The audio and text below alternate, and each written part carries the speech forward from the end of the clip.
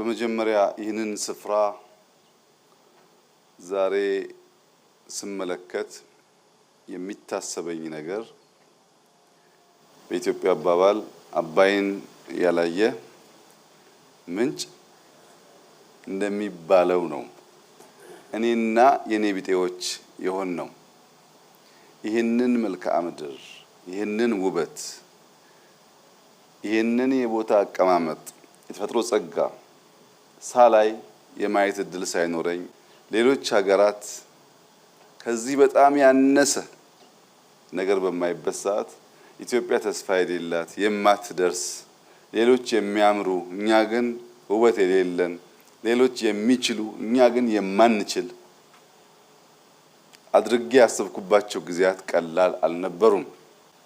ብዙ ሰው ሀገሩን ጠንቅቆ ሳያቅ በሀገሩ ያለን ውበት በሀገሩ ያለን ጸጋ በአንክሮ ማስተዋል ሳይችል ወጣ ሲል የሰው አብዝቶ ያደንቃል።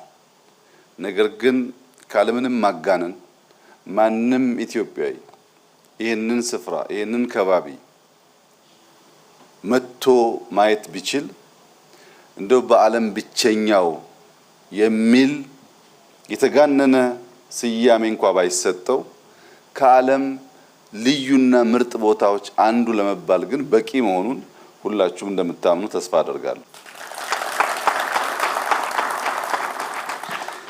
ኢትዮጵያውያን በተቻለ መጠን አማን ሚዛን እየመጡ የደንቢ ሎጅን ማየት እንዲችሉና የኢትዮጵያን የውበት ልክ የጸጋ ልክ ማስተዋል እንዲችሉ እጋብዛለሁኝ።